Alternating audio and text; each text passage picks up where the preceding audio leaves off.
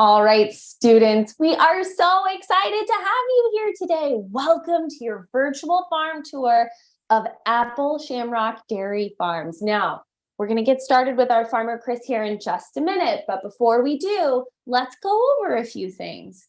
We're excited to have you here. You're going to see a lot, you're going to learn a lot, so we want you to put your listening ears on because sometimes we're going to give you guys some tests, a little quiz to see if you're paying attention. Now, before we jump into our tour, remember, you can ask our farmer Chris questions while we're doing the tour. The way you do that is have your teacher use the question and answer box. You're going to see that panel on the top or the bottom of your screen where it says Q&A. You can type in your questions there and we'll answer them live. Just remember, sometimes it might take us a minute to get to your question because we want to show you that part of the farm. So if it doesn't get answered right away, make sure you keep listening. We're going to get to it, I promise. Okay, without further ado, we're going to get started and meet our farmer. Tell us all about yourself and your farm. Good. Hello, my name is Chris Waddell, and I'm here at Apple Shamrock Dairy Farms in Townville, Pennsylvania. We are located in Crawford County, which is north of Erie, Pennsylvania, or south of Erie, Pennsylvania, rather, and north of Pittsburgh. On our farm, we're milking 1,100 cows every day.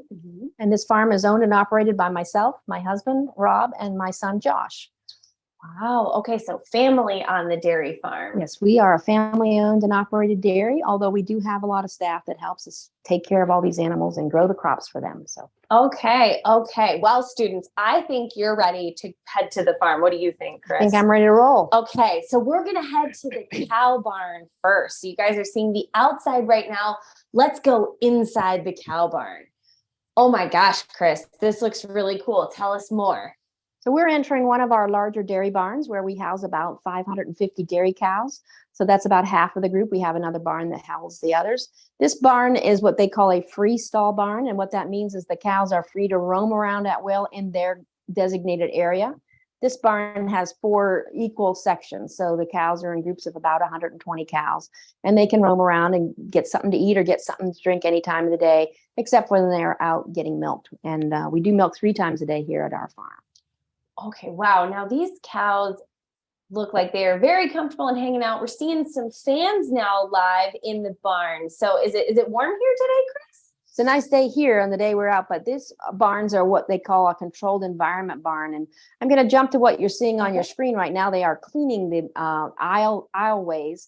So when the cows are going out to get milk, they are out of this barn and they go over to the milking parlor. So that gives our guys an opportunity to take this tractor with a scraper and scrape down all the manure and any excess debris from the stalls and put it, it drops through a pit.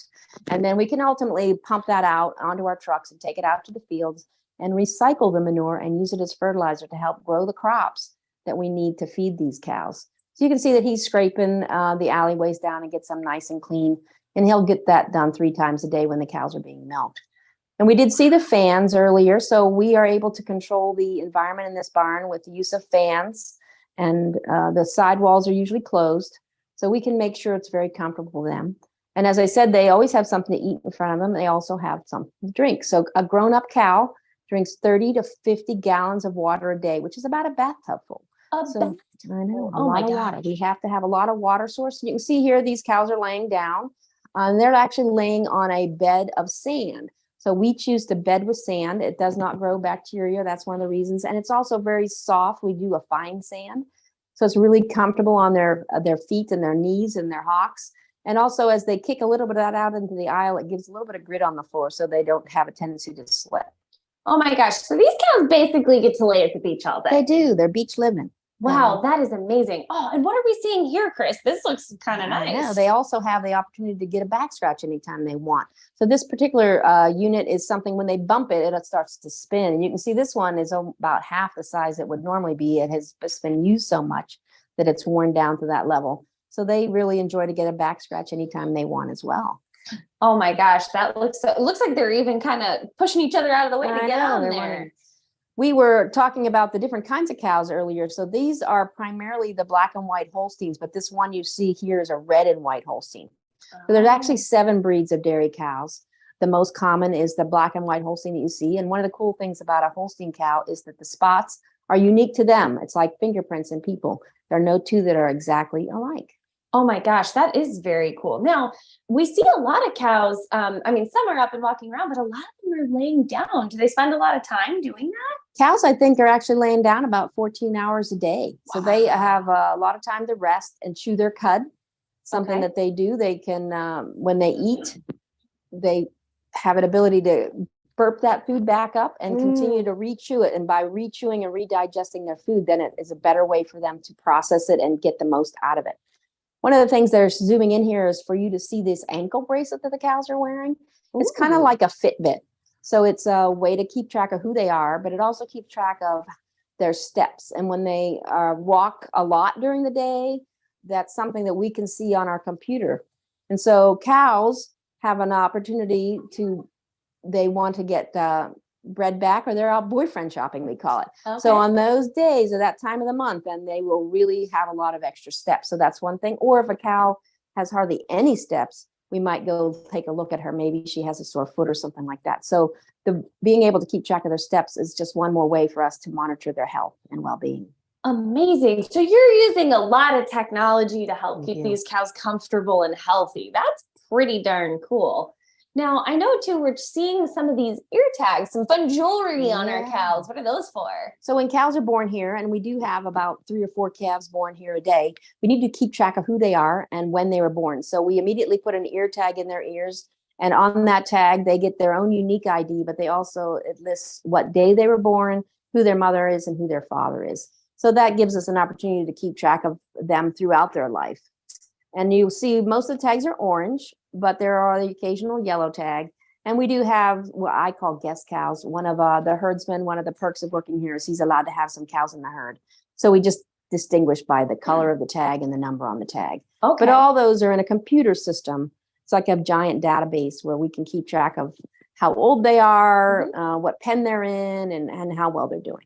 Now we're seeing these cows, they are going to town on this breakfast. I mean, this looks delicious. Now, how many pounds of food does a cow eat? An adult cow needs to eat about 100 pounds of food a day. And we make sure that we put a big pile of food in front of them in the morning, and then throughout the day, we push it back. You can see when they eat, they sort of tend to shovel it around. So this food is made up primarily of chopped up corn, chopped up hay, and then we add a vitamin and mineral pack and maybe canola or soybean meal. We'll get a chance to look at the feed bunk where that feed is stored a little bit later on. Okay. Now, how much, I know you said if it's cows, you've got over 1,000 cows. They're eating a lot of food every day. Does a lot of that food come from the farm? Do you grow a lot of it? We actually grow all our forages, which when I say forages, I mean the corn and the hays. And what you're seeing here is the bunker or trench silo where we store it. So you have piles of chopped up corn, chopped up hay, and there's different kinds of hays and grasses. There's alfalfas and orchard grass and timothy and clover. And all those different foods bring a different nutritional value. It's kind of like when you have supper and you have meat and your potato and your fruit and your vegetable and dessert. So we want to make sure we have all the different things that bring all the different nutrients that a cow needs to stay healthy and produce milk in their diet every day. And that's one thing our guys do based on how old the cow is. There's actually a very specific recipe that we put together for them. So they will take a certain amount of ingredients from each of the different piles of things that we have. And they actually have what I call a recipe. I think you're going to get a shot of the mixer truck here in a minute. Yep. And the mixer truck is basically a giant mixing bowl on wheels. Oh my gosh. Very so there cool. They are. So they can take the ingredients that are in that bunker style that you saw. And then this is what we call a commodity barn. So some of the different things, you're getting a zoom in here of cottonseed. So that's not something you think of as something a cow would eat, but it's just the seed. The cotton part goes to make things like jeans or clothing or other cotton products, but the seed is actually very nutritious for a cow. It adds energy to their diet. So we put just a little bit in there, 100 pound that a cow needs of this cotton seed. And then there's other things like canola seed or soybean can be used, crushed soybean, ground corn would be another thing in their food. And then we balance it out with vitamins and minerals. So we actually have a nutritionist or a dietitian that comes in and samples all these products and tells us how much energy and protein they have. And then they blend it to be just right for that cow so that they get the best food that they could possibly get. Wow. So it sounds like a lot of the food that these cows are eating is maybe not recycled, but byproducts. So that cotton seed, if we're making jeans with the cotton, but then we're feeding the seeds to cows. So there's no waste. Yeah, there are a variety of things that can be used as that are byproducts. On our farm, I think cottonseed is the main one that is used as a byproduct. This is just a picture of the milk truck, and you can see there's a screen there. That's the scale. So like I said, they actually have an iPad in there, and they pull up, I'm going to go feed group number 2, and they need this much of this type of product. And then they can weigh it in, and these giant tumblers will mix it together. And we call that a total mixed ration. Okay. And we want to make sure it's really mixed well together so that nobody gets just dessert, right? They have to eat a balanced meal every day, every time. And if you're the first guy to the feed bunk or the last guy to the feed bunk, you're going to get the same food. Got it. So basically, what are we kind of like a casserole or a smoothie, For sure. all blended together. So that's what we're seeing the cows eating here. That is very cool. Okay, before we head off to give our students a little check for understanding, we had a couple questions come in. One of those was, how do you put ear tags on the cows? So how do those tags actually stay on? It's very similar to getting your ears pierced, actually. There's a little tool that's called a tagger, and you put a front and a back on, and then you would go up to their ear, and you can just clamp it, punch it in. Got it. Okay, and then we had another class asking, how do you know that you aren't putting the same ear tag on 2 cows? So how do you make sure you don't double count someone as the same? Well, I actually am the person that does the tagging here. So I have a little notebook in my pocket, and we only have a couple a day. And we actually have a system where we have a collar on the calf with a little tube. And the person who's there when that calf is born writes the number of the mother down and the day. And then when I get to that calf, I pull the little paper out, and then I go to my records, and I can figure out who she needs to be numbered. We go in sequence. Gotcha. So we're seeing too, we saw some of our cows eating in some of that footage. We had another class chime in and wants to know, do cows have teeth? What are the teeth like? Cows do have teeth. They actually have 32 bottom teeth. So they can chew their food very comfortably. And chewing their cud is a very important part of that. Okay. So we got lots of back teeth, not so many front teeth going on. Okay. Very cool. All right, students, it's your time to shine. You have a quiz coming up, and when you come back, we're going to be in the milking parlor. So we'll see you soon.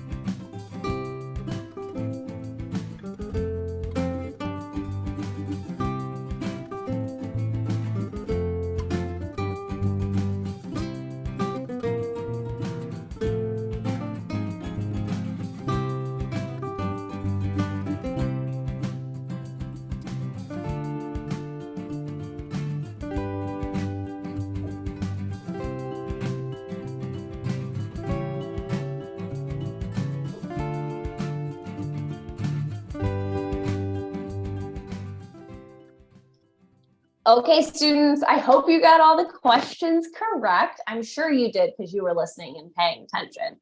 But Chris, I think it's time to go check out the milking parlor, the main event. Okay, let's go. All right, so we're going to head into the milking parlor now. Take it away, Chris. So we're walking into our milking parlor, which happens to be a double 20 parallel parlor. There's lots of different styles, but this particular style of parlor, which is quite common, has 20 cows on each side. So that's why it's called the double 20. So you could be milking 40 cows at any given time.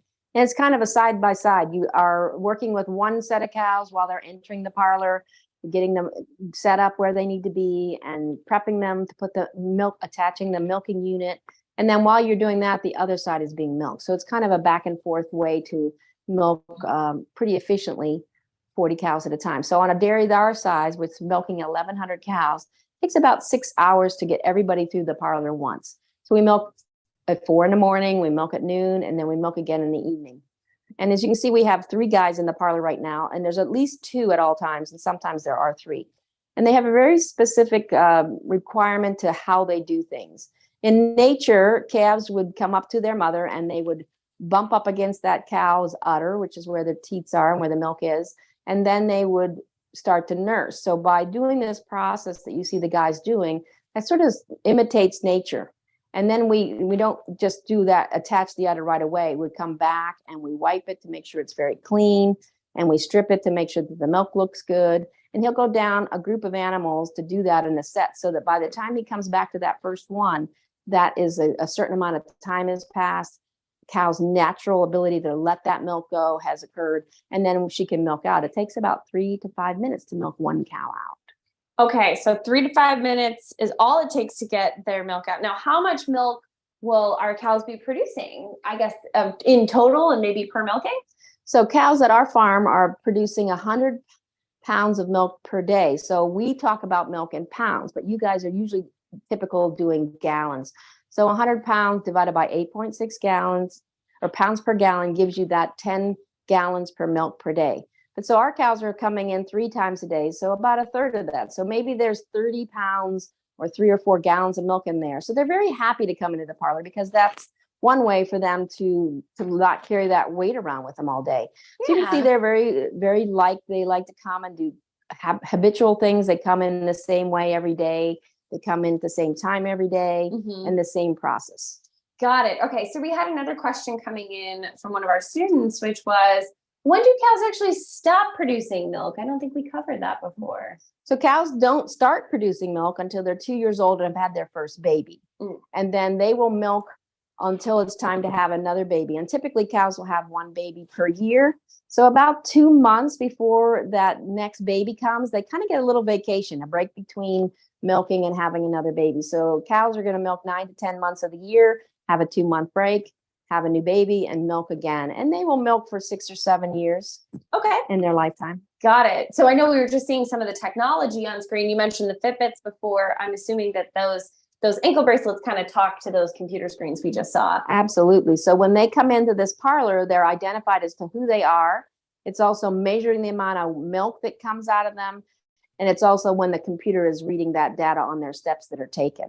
So all that is going to a computer where our managers in the morning can do a series of reports and look at things and make sure everybody's doing well, and check in on those that maybe are a little bit off and not having a good day. Got it. Well, those cows we just saw, they looked pretty darn content to me. So we're seeing the end of the milking process now. Yeah, and like we dip them in the beginning, we call it dipping. We put that disinfectant on it. We also do that at the end. We want to make sure that when they go back to their pen, that udder is clean and dry and it has a disinfectant on it. It's kind of like hand sanitizer, so that when they go lay down, everything is good and clean. Oh my gosh, very cool. So we had another question coming through as well, which was do you have any other animals besides milk cows? Any other milking animals or no? Now, this farm is just dairy cows, milk cows. We have the calves as they grow up as heifers and cows, but we do not have any other animals other than a pet dog and a couple pet goats. Oh, okay. So just cows for milking though. So now what happens to you just told us a lot of milk is being produced here. What happens to it after it leaves the cow? So the milk, when it goes out of those, the milking unit takes it through a series of pipes, and then it goes through a filter system, and then it runs by what you're seeing here is what we call a plate cooler. Basically, it's just putting really, really cold water right beside the milk and taking the heat out of the milk. So milk comes out of the cow warm, and we need to get it cooled down to like 35 degrees before we can put it on our trucks and take it to a plant where it's processed. We actually happen to sell our milk to a cheesemaker. So our milk becomes a lot of Swiss cheese. Swiss cheese. So one of our students asked, what temperature does the milk actually come out of the cows at? It comes out of the cow's temperature is typically 101 degrees, which is just a little bit warmer than us as humans. So the milk comes out at that temperature, and then we cool it down between the plate cooler and the coolers in these bulk tanks that you're now seeing to the 35 degrees. So these 3 big tanks, you're just seeing kind of the front of them and the piping system that is used to get the milk from the milking units into these bulk tanks. And then once it's cooled down and it's time to take it to the plant, it takes, we're loading it into the back of a tanker. Oh, cool. And, okay, we see that there. Now we're at the tankers. This tanker holds 6,500 gallons of milk. And on this particular farm, we need to fill that twice, so about 12,000 gallons of milk a day. And then they will take these loads to our dairy, which is about an hour and a half away. And the other thing that's really cool about milk is general rule. We have a very safe product. So we have to take samples of our milk out of our bulk tanks, and we have to take samples of our milk out of this tanker. When we arrive to the plant, before we're ever allowed to unload, they take those samples up to the lab and they test them to make sure they're good to go. And once they give us the okay, we unload and head back home for another load. Oh my gosh, very cool. So we had students asking a couple more questions. So give us an example, Chris. I mean, I think some of our teachers may know how much we pay for milk in the grocery store, but maybe you would share about how much you get paid per 100 pounds of milk. So currently we are getting paid about $21 per hundredweight of milk. Okay. So, but that does not translate into the gallons you see in the store very well. And nor does our price really follow what you pay in the stores. We're on a supply and demand system. So based on how much milk is in the country and how much is being sold is the way that we're paid. Okay, got it. We had another student asking about, you mentioned the water that's cooling our milk. Now, as I understand it, that's sometimes recycled water, right? It is. Okay. Well, the water in the cooler is not, but once it comes out of there, it's kind of warm because it started really cold. We chill it. And then when it takes some of the milk from the heat back, it's warm water. And then we put that water in tank and it goes back out to give the cows water. So they don't have the cold water. They have that nicely kind of room temperature, which they really like. So we do that. And also in the milking system, when we wash that system down, we can use some of that water twice to wash the system down. Very cool. Okay, so we had one more question before we jump into our quiz, which was, you had mentioned all of the milk is tested, right? So sometimes you might have a cow that's not feeling well. What happens to the milk that she makes? If we have a cow that is actually sick and being treated for that, we take her to a separate parlor, separate location, and we milk her there, and that milk is just dumped down the drain. Okay, so never sold. Never so you never have to worry about that. Never have to worry about that. Good to know. Now, students, I think you're ready to take your quiz. So you hop over there and we will meet you back at the calf barn.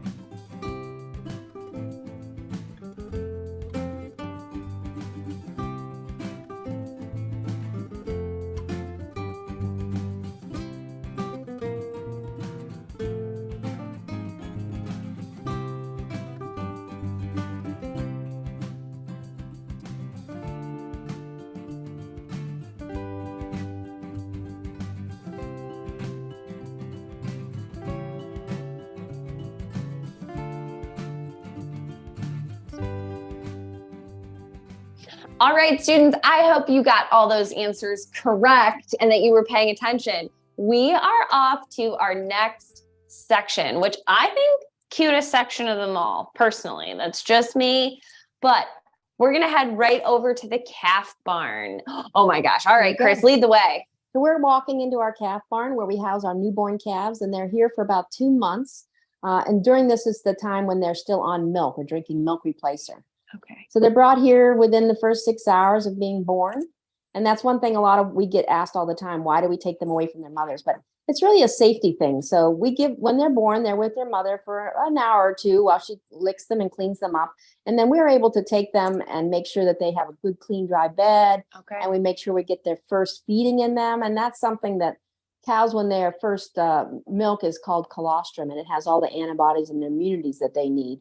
And then once we get that in them for the first 2 feedings, we go to what we call a milk replacer, which is kind of like a formula. It's we add water to it and reconstitute. You can see here Mackenzie is mixing up a big batch of milk replacer to feed to the calves. This big silver unit you see, we call it a milk taxi. It can mix about 60 gallons of milk replacer up, which is enough to feed all the calves in this barn.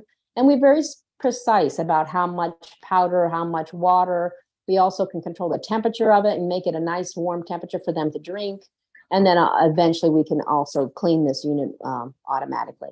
So the ladies here that are our calf feeders for this afternoon are getting ready to mix that feed up and take it out to feed to our newborn calves. And for the first 2 months, they get milk replacer. Okay, very cool. Now we saw a couple calves in the beginning, and I know you told us how big the cows are.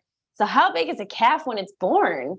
So you're seeing Holstein calves primarily here, and they weigh almost 80 to 100 pounds a piece when they're born. Okay. And as you can see on this outside wall, these are our youngest calves, and some of them are just learning to drink out of a bucket. And you'll notice that even though she's using a bucket, it has a nipple attached to it. That's one of the important things that we have learned, that by suckling or using a nipple rather than drinking out of a bucket, they create saliva, and that saliva is used to buffer their stomach, and that really helps them digest their food properly.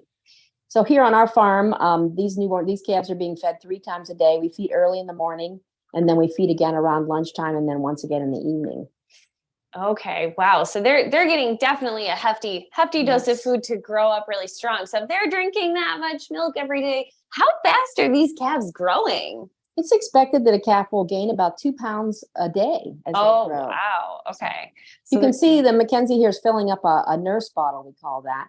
And this is actually a 5-quart bottle, but she happens to have a different breed that she's feeding. It's a Jersey. And they're the small brown ones. And they're just a little bit smaller, so it doesn't need the full bottle right yet as it gets going. Okay, so got it. So you're adjusting those size based on the size of the calf. We're adjusting how much we feed. Yeah. Okay, very cool. Now we had a question coming in, which is why are these calves wearing some stylish blue coats? I know, they're wearing coats. So here in Northwest Pennsylvania, it can get pretty cold. So during the winter months, once they come to the barn, we put a jacket on them. And they'll wear that jacket probably for the first month and only during the winter season. And the summer, we don't need to do that. So it's just to help them stay warm and dry. Got it. Okay, that makes a lot of sense. Now, we did have a question. You've been talking about girl calves here. We haven't seen any boy calves. So can you explain to us a little bit about why that is? So calves here, usually it's about a 50-50 chance. You get half boys and half girls. And boy cows, which we refer to as bulls, do not grow up to make milk, so those get sold. But we keep all the girls, or heifer calves, and they will spend their first 2 years of life just growing up and getting ready to be a milk cow in the herd. Now, they're only in this barn for the first 2 months while they're on this milk replacer formula. Okay, we had another question from a student, which was, can calves walk right away after they're born? They can get up pretty quick. I would say that they're up and walking within an hour or two.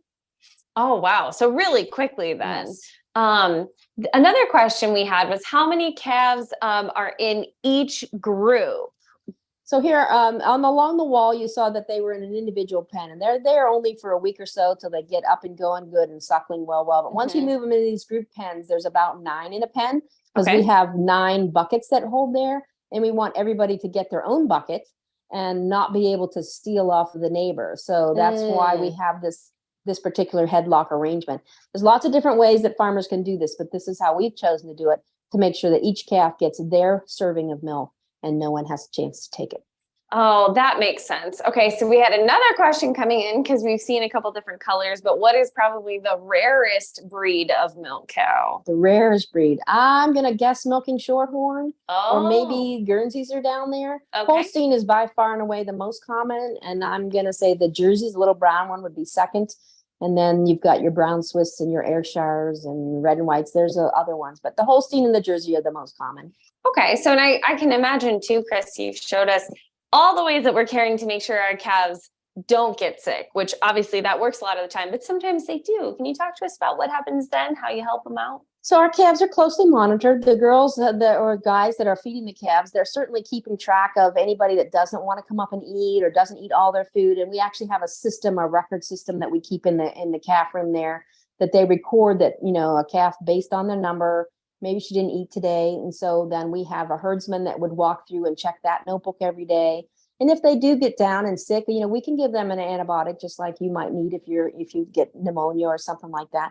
So generally we try to just take really good care of them so that that's not a problem. But if they do need help, we can certainly help them out. And we do vaccinate them for a lot of different things. So we try to do everything we can to make sure that they stay healthy. Got it. Just like we get vaccinations before school. Exactly. Cool. Okay, that makes sense. Now it looks like you were just talking about your staff helping out. Looks like somebody was a little late to the parties, taking a nap. But showing that in the back, she was so comfortable sleeping. What are these calves sleeping on? These calves are actually sleeping on sawdust. There's different options on different farms, but we are using sawdust, and we're making sure we clean that area quite often so they have clean, dry sawdust. And sometimes we'll even add some straw into the mix. So just making sure that it's clean and dry, whatever product you choose to use. Oh, okay. That makes a lot of sense. Now, you had mentioned too that I think besides milk, they get some grain and some water. So you kind of transition them slowly to that diet we talked about before. Yeah, we make sure that even when they're just a day or so old, they have free choice to have a drink of water or some grain. Now, they're having the milk replacers, the big part of their diet at this age. Mm-hmm. But over the next 2 months, they will start to nibble on the grain more and more as they get older. And there's always water to drink. And then just before they're weaned, or when we start taking that milk away from them, we up the amount of grain that they can have, and they kind of transition to grain and water. And then eventually we'll add hay.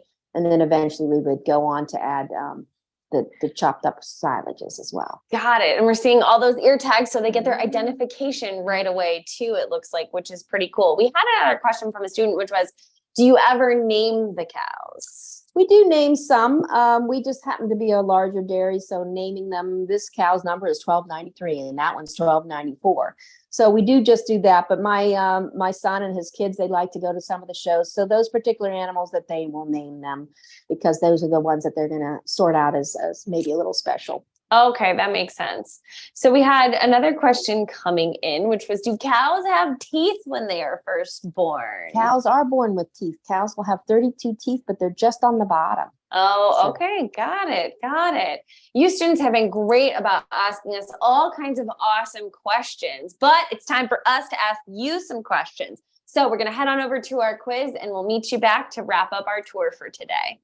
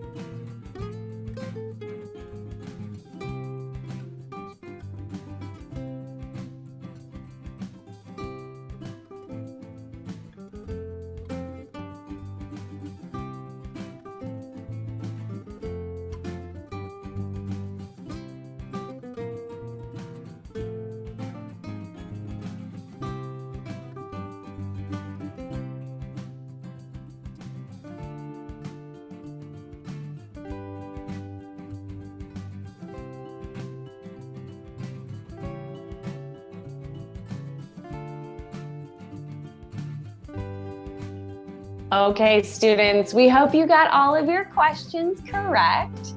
So we're going to wrap up our tour today by answering a few more of your questions. So one of the questions that came in was, how long have you been farming here? So this farm was purchased by my family in 1976. At that time, it was my father-in-law, my husband. And then, so we've been here 45 years, and it was a smaller farm originally, milking about 60 cows, and we've just slowly grown to the size that we are today. Okay, so I'm going to ask you one of my favorite questions, which is, how do you like to enjoy your dairy during the day? So obviously, students, everything you saw today, all this milk goes to the dairy products that you see in stores, milk, yogurt, cheese, you name it. Chris, what's your favorite way? I think my favorite way is still a really cold glass of milk with maybe a couple cookies to go with it. Oh, but I do like my ice cream. Oh, true. And it's almost ice cream season. Chris, we can't thank you enough for letting us join you virtually on the farm today. So I want to ask you, is there anything else you want to share with the students? I just think that you all need to remember that agriculture is a really great part of our world, and that we produce the food that feeds the world. And one of those things is milk and all the products that go with it. So be sure to include them in your diet, getting your 3 servings of milk every day. Awesome. Well, students, I hope you learned a lot. And of course, we don't want the learning to stop here. So remember, you can use the QR codes right over here that will give you access to our free dairy lesson plans and other tours. We have another tour coming up in May, so you can join us for a different farm to see something else, or you can always head back to YouTube to watch a replay of this tour to check out all your favorite moments. But we hope you enjoy some dairy products today in school, and we'll catch you next time here on the farm.